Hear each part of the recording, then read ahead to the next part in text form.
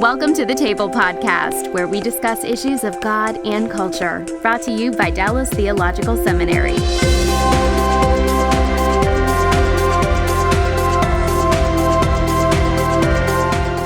Welcome to the Table, where we discuss issues of God and culture. I'm Mikel Rosario, Cultural Engagement Manager here at the Hendrick Center at Dallas Theological Seminary. And our topic on the table today is helping your church defend the faith, helping your church grow stronger in their faith. And I have a guest today coming to you all the way from sunshiny California, in Northern California. It's Dena Davidson, my friend Dena at Bayside Church. Thanks for being on the show. Hello. Oh, I'm so excited. Thanks for having me, Mikel. Yeah, Dena is the Campus Life Director for Thrive School at Bayside Church in Sacramento. And I'll just have you introduce yourself. Dena, tell us a little bit about your work at Bayside. Sure. So my husband and I, we oversee a discipleship program for about 80 students. And so that involves everything from teaching them to show up on time to helping them understand the deep questions that their doubts that they have with God and wrestling with those. And so we both get to lead the program. I teach an ethics course for those students. And we're also parents. I think that's important to share. We are figuring that one out. We have a 1-year-old. And so, yeah, we have like 80 kids plus one. Wow. So how did you get involved in apologetics ministry and helping people defend the faith and grow stronger in their faith? Such a good question, because I didn't set out to be in apologetics ministry. So I always knew that I wanted to go into ministry from the age of like 16 years old on. And I had been homeschooled all throughout my life.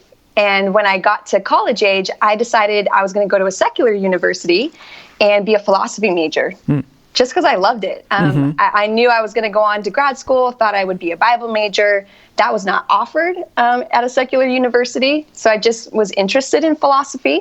So I majored in philosophy, but obviously ended up having a lot of questions about my faith because of that experience. And I went into that experience thinking I had a really grounded, reasonable faith, but was exposed to a lot of questions that I just frankly didn't have the answer to. So as an undergrad, I just decided that I personally wasn't going to abandon my faith just because of questions. I always knew that I wanted to go and hear the other side. So I ended up enrolling in Biola's Master in Christian Apologetics program, and just for my own personal knowledge. And while I was there, I was exposed to what I would call like this other world in Christianity that I had no idea existed. And I met just some of the greatest thinkers, I think, of our day. And I got to read and listen, and I ended up just feeling like my questions really were answered. And that birthed in me a passion to make sure other people had access to those answers and knew that there were incredibly smart people thinking about whatever question they had, and that they weren't alone in trying to get answers.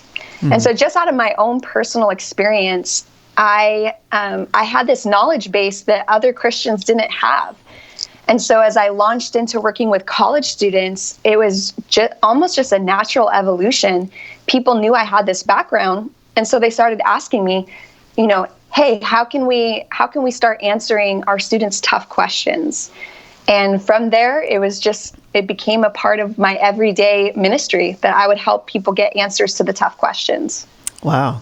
Well, as part of just me thinking about our discussion today, I put something out there on Twitter, and I asked people, what are the top challenges you have nowadays in terms of apologetics? And I got a variety of responses back, but one of them was interesting. It was getting other Christians to understand the need for apologetics.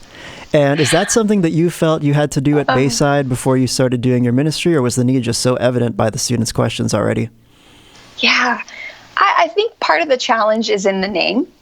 No one knows what the word apologetics is, but when you explain that apologetics is the great answers to the tough questions, suddenly everything shifts. And so fortunately, I actually work in a church where it was our senior pastor who knew that we needed to have an apologetics presence on our campuses. And so he was the one who actually approached me and said, hey, I have this vision to do an apologetics conference. you're doing something with apologetics. Can you run it? And I had no idea what I was saying yes to. I just thought that was so cool that my senior pastor was A, talking to me, and B, asking me to put on something that I loved so much for the rest of the church. So I thankfully did not have to convince that senior pastor that this ministry was valuable. But since then, I've had to convince a lot of pastors that showing up for an apologetics class, having an apologetics series for their student ministry is an incredibly valuable thing. And I do think there are a lot of pastors out there who are maybe a little bit jaded about, apologetics doesn't work. No one becomes a Christian because their questions get answered. And so I have had to face a little bit of that for sure. Yeah, I think it's interesting sometimes apologetics, whatever somebody's first impression of apologetics was, whether it was somebody who was, talking more about science and origins, or whether they're talking about abortion or pro-life, whatever it happens to be, like whatever their first contact, that becomes apologetics in the minds of a lot of people. And depending on the tone with which that's done, it can sometimes turn some people off to apologetics in general. And so that is a challenge for us as we begin to think about how can we help our church get the answers to the questions that many Christians and non-Christians who are seeking are asking as well. Yeah, that's so good. Very true. So tell us a little bit about starting the apologetics conference that you mentioned. I remember the apologetics seminar, it was called, and I got to be a part of that, the very first one. Remember we launched that, what was that, 2011? Yep. How did that all come about? Yeah. Okay, so my senior pastor asked me to put on this seminar, he called it, for apologetics, and he had this feeling, back, it was 2010, he said, the new atheists were writing a bunch of books against Christianity, and people were beginning to really wrestle with, is my faith reasonable? Is my faith true? And so he came to me and he said, basically, I feel like the atheists are coming after Christians, and we've done nothing to prepare our congregation to handle that attack. So would you get some of your professors from Biola to come and speak at our church and host this apologetics seminar? I said, yes, I would love to do that. I would love to expose the people on Sunday morning to what I'm getting to experience in my classes. And so I ended up just getting with some classmates actually from that program and just saying, okay, what are the questions that people have? If we were to answer any tough question about the Christian faith, which are the ones that we would tackle from the stage? So we brainstormed a ton of topics. And then we came to Biola and we said, hey, here are some of the things that we want covered. Who do you have that's great who can speak on these topics? And they were so amazing to coordinate with us and say, well, hey, we've got this great speaker. He does a great talk on this particular question. And something that I think a lot of people miss about apologetics ministry is that it is not just about the right answer. It is also about the environment in which you're giving that answer. And the fact of the matter is, if someone has a question, they can go read a book to get the answer. So when I'm doing apologetics ministry and I'm crafting these conferences and these seminars, I'm not just thinking about what is the answer we need to give. I'm also thinking about what experience do we need to create to make people really excited to come and learn. And so we do a lot of things at our conferences, even at that first seminar, to make sure that people are having a great experience. Like something that's huge, so simple. We have a never-ending supply of free coffee. That's huge. We have free snacks. And then we also create these moments where people turn to each other in the middle of a session and they'll just start having conversation with each other. Because I remember being a student in class and some of my best light bulb moments didn't happen from listening to the lecture. They happened later in conversation with the person right next to me as we were working it out. And so I've always been super passionate that when I'm creating these apologetics experiences for people, even back to that first seminar, it's not just about the answer, it's also about the environment that people are learning the answer in. Well, I remember it was the vibe was so great. The whole place was, I did a very early morning breakfast thing, and there were 200 people that packed out this little coffee shop or video venue that you guys had. And how has the response been since, say, the first time you did it, and then the second time? How has the response been?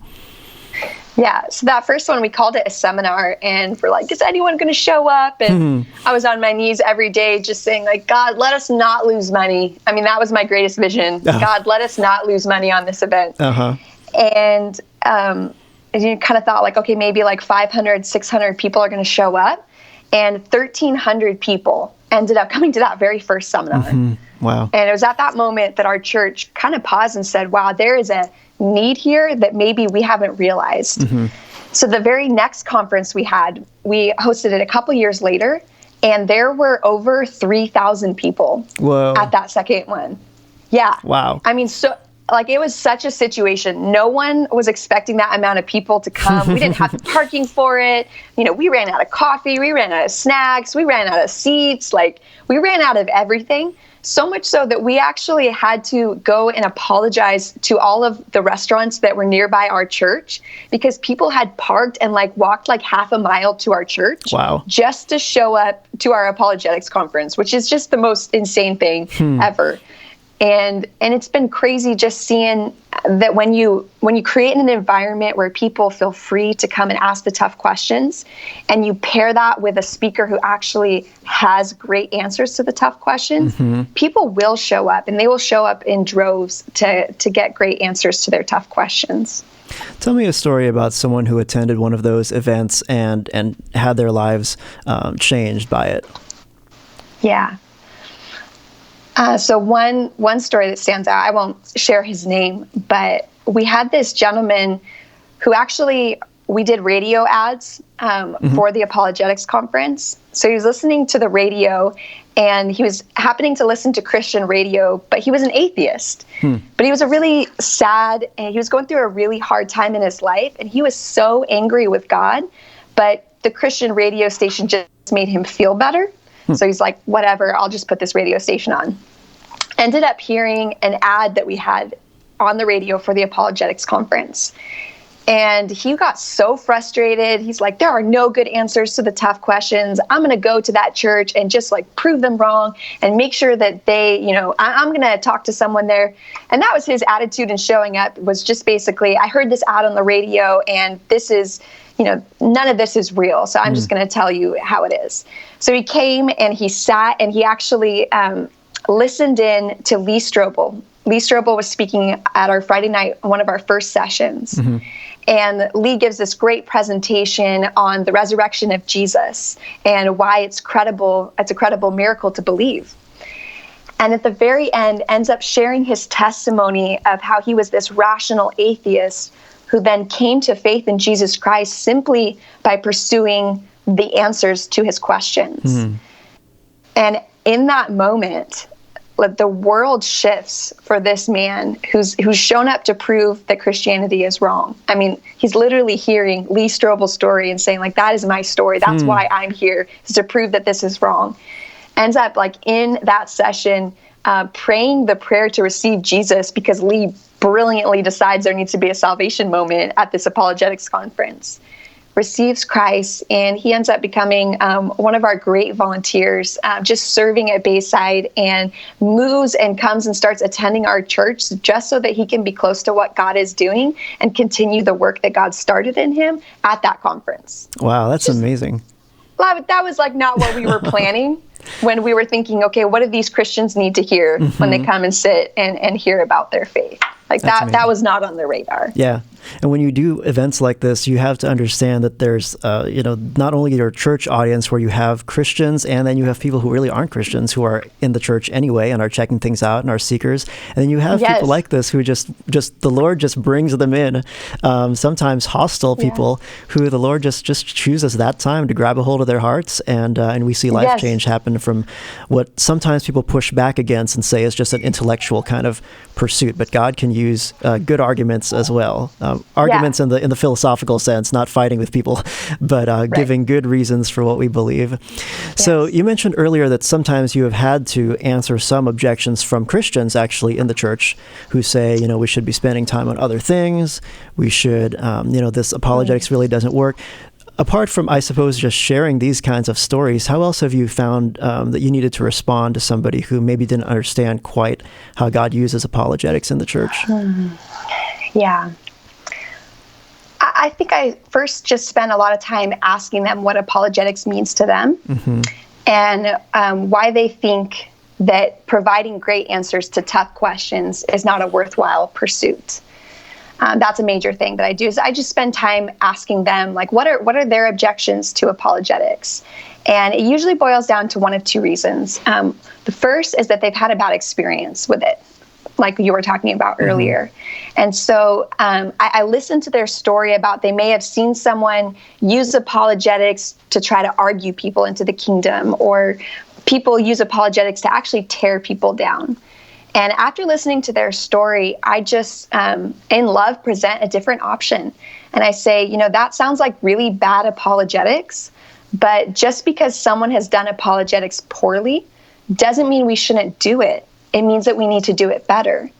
And then I just start sharing from my own personal experience what apologetics has meant to me. And I share with them how I grew up in a pastor's home, and I had a very rational faith, but there came a moment where I desperately needed some good answers to tough questions.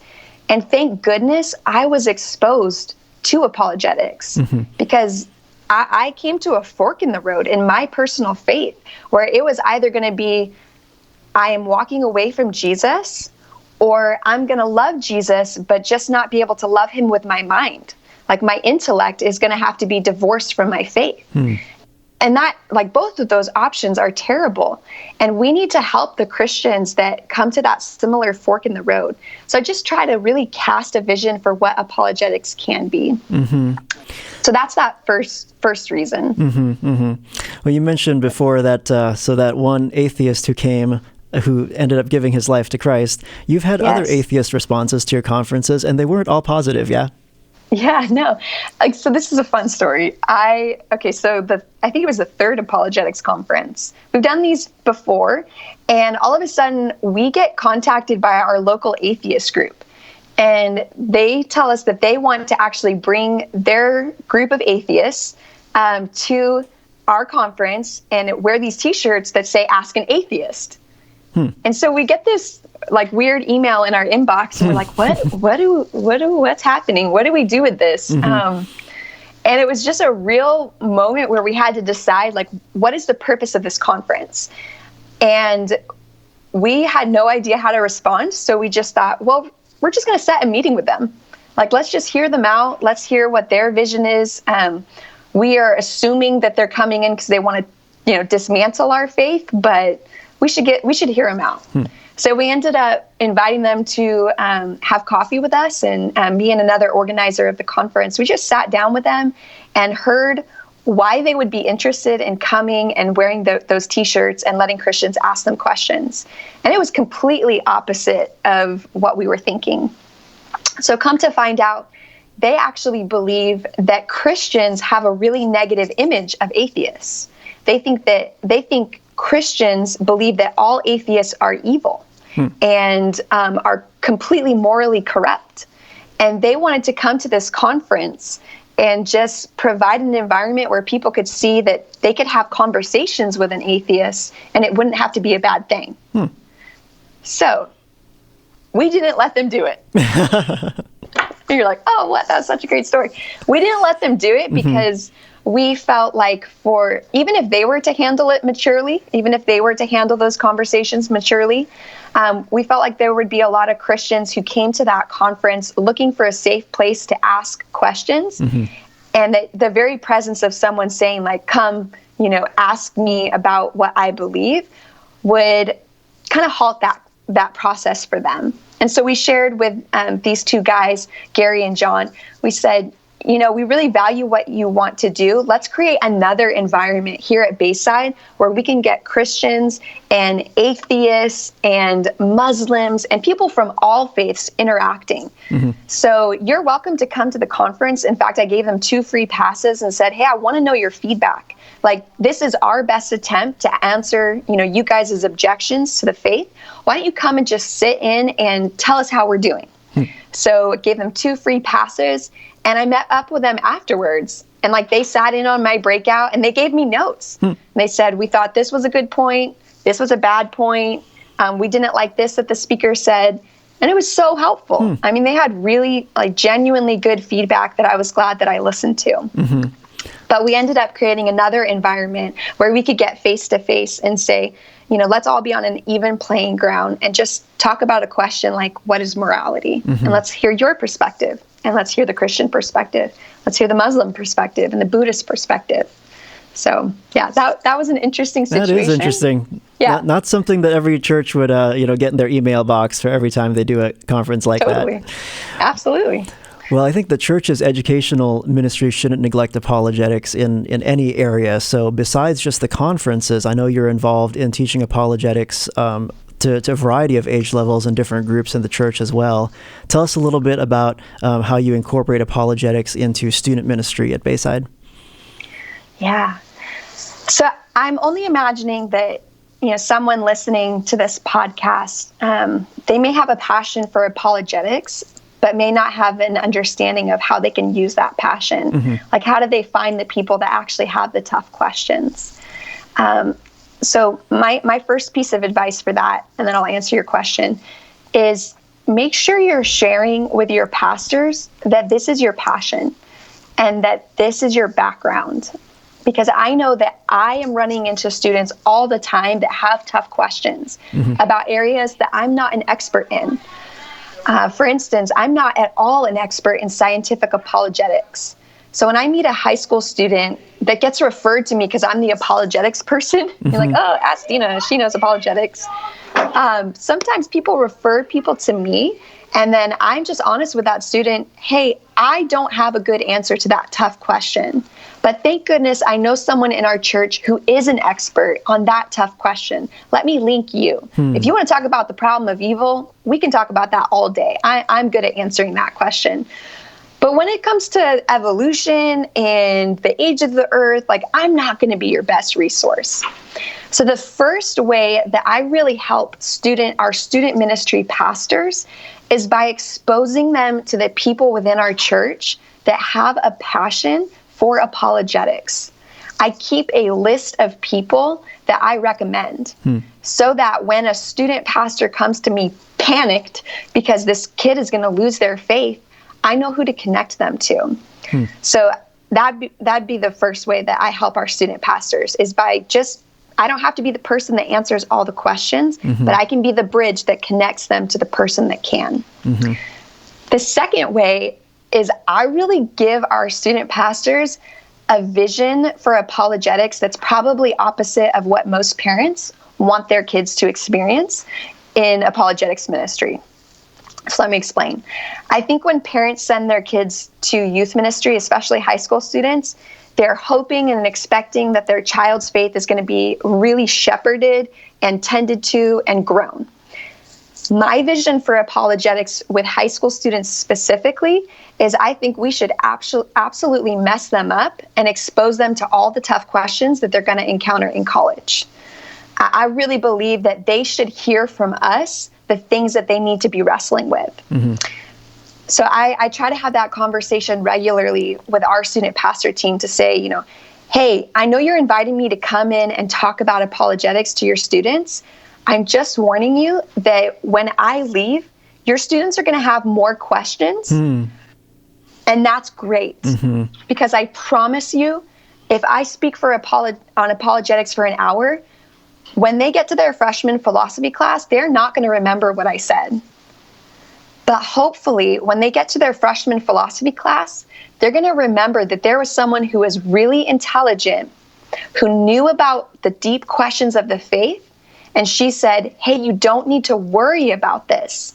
You need to ask these questions. You need to work hard to get great answers, but you don't need to worry about this because you heard it here, and there are great answers to the tough questions. You just need to go out and find them.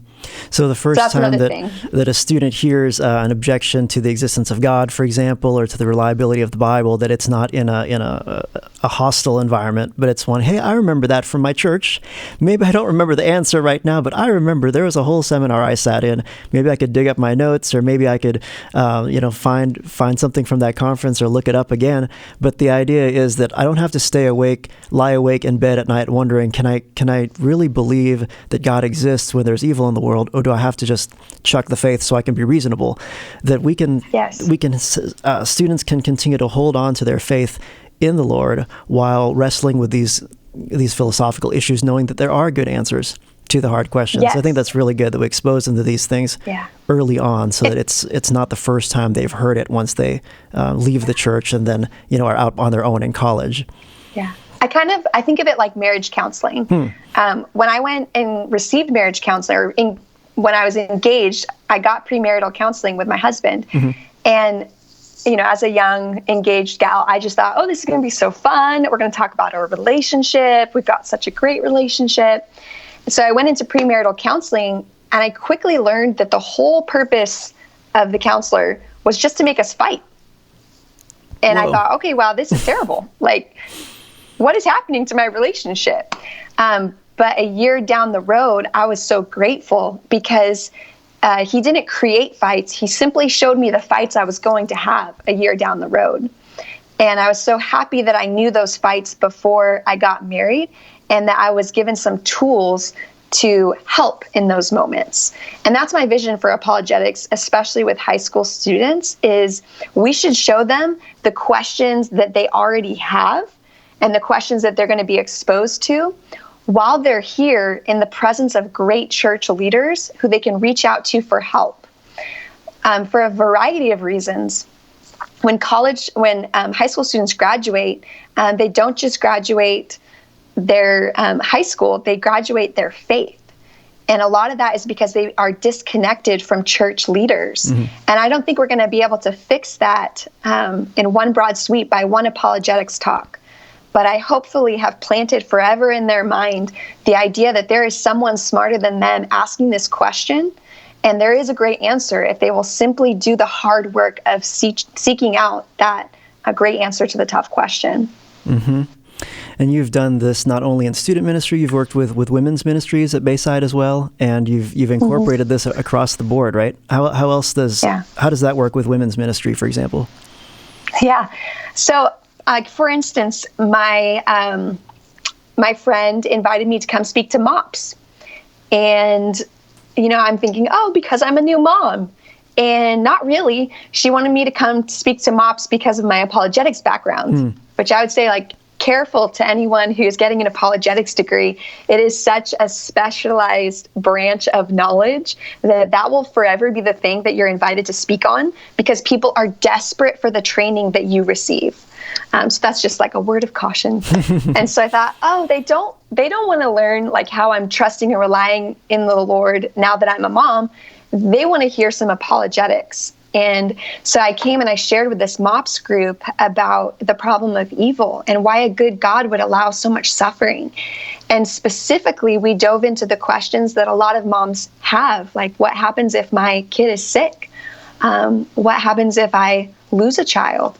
And we just dug into those really dark, deep questions. And I was able to share as a mom, but also as someone with an apologetics background, some possible things that may help them in their season of life. Mm-hmm. So whatever group I'm speaking to, I usually just ask the person hosting me, what's the most difficult question your people are asking? Mm-hmm.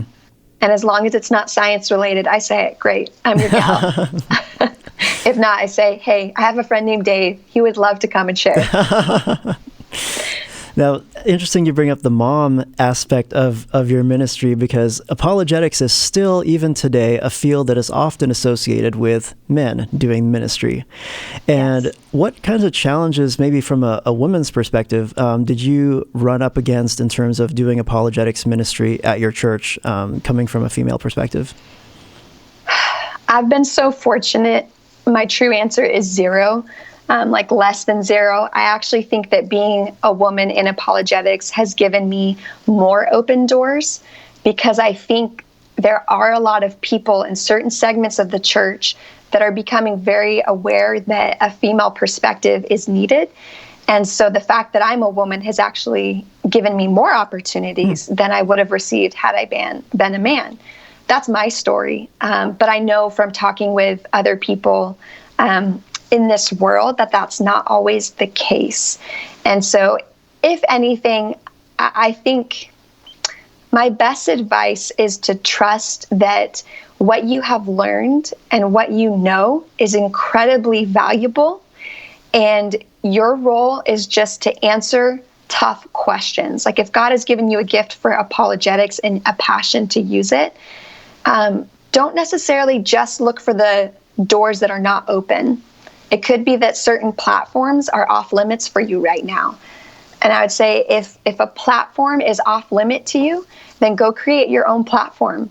And even if that is simply, in the most honoring way possible, collecting a group of young women that are not taking their faith as seriously as they need to and saying, hey, we're going to dive into the tough questions and we're going to go after this together.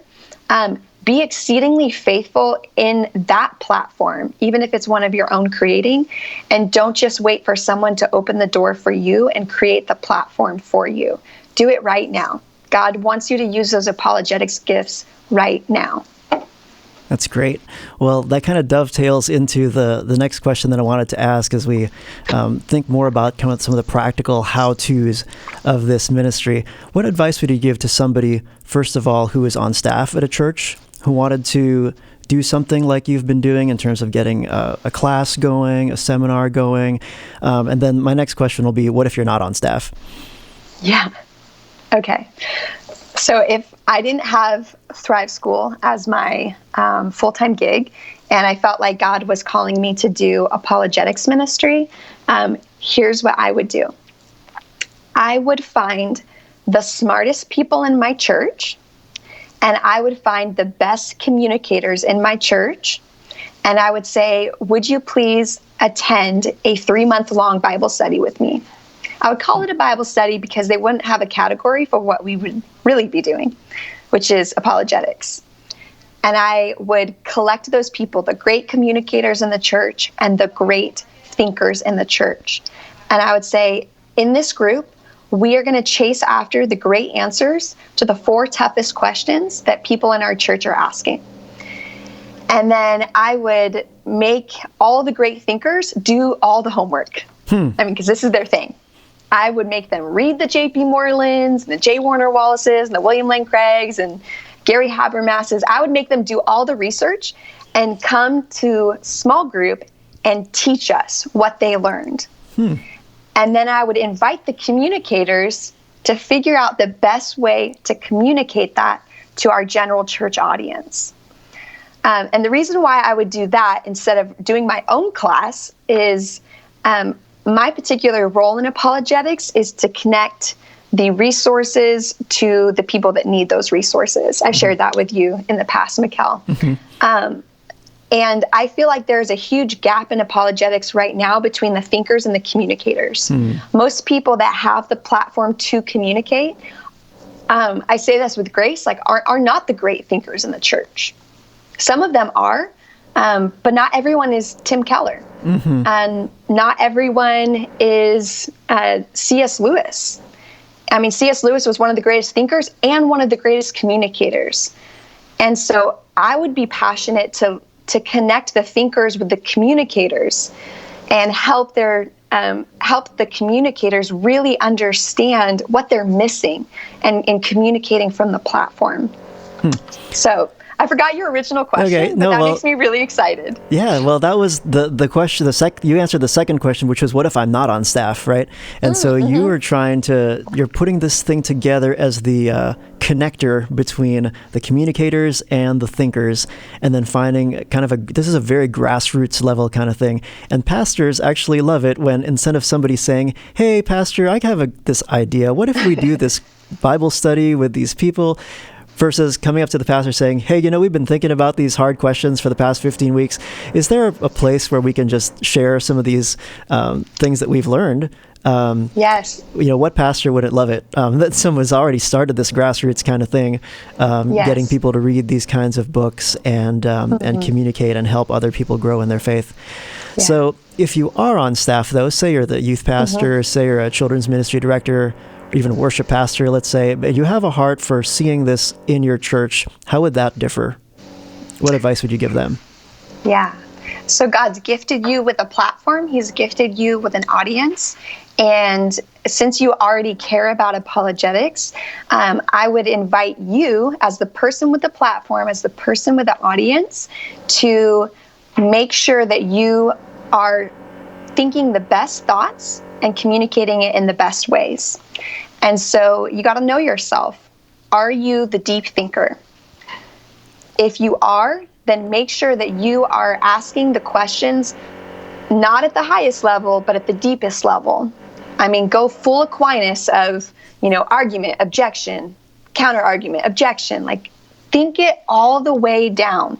Think about the atheist who is coming to your youth group, hopefully. What would they ask if they were given the mic? I mean, make sure, first of all, as the person with the platform and the audience, that you're thinking at the deepest levels. Secondly, you also need to know if you're the best communicator. And this is something that is really humbling, but you may need to take a speech class. You may need to get some feedback on how you're doing in communicating. As someone that hosts apologetics conferences, let me tell you, my greatest challenge is finding great thinkers who are great communicators. And so I would really challenge you, if you're not a great communicator, that is something that you need to work on. And so become a great communicator. Take a speech class. Get feedback. Every time you speak, make sure people are telling you if it was making sense or not. And if you can humble yourself in that way, then you'll make sure that the passion that you have for apologetics and giving these great answers to the tough questions, that's actually translating to the audience who's listening. So that's like an extremely specific thing that I would do, but I do see it as one of the greatest gaps in apologetics today. And so if you're asking how you can fill in, that's a gap I see. Yeah, that's great. Well, what would be, let's say for you personally, Dena, what would be the number one takeaway that you've had so far from being involved in helping your church defend the faith and get answers to these hard questions? My number one takeaway. Total Miss America moment, so I can repeat the question to think of the answer. I think my greatest takeaway is that people are really struggling. People are really struggling with tough questions.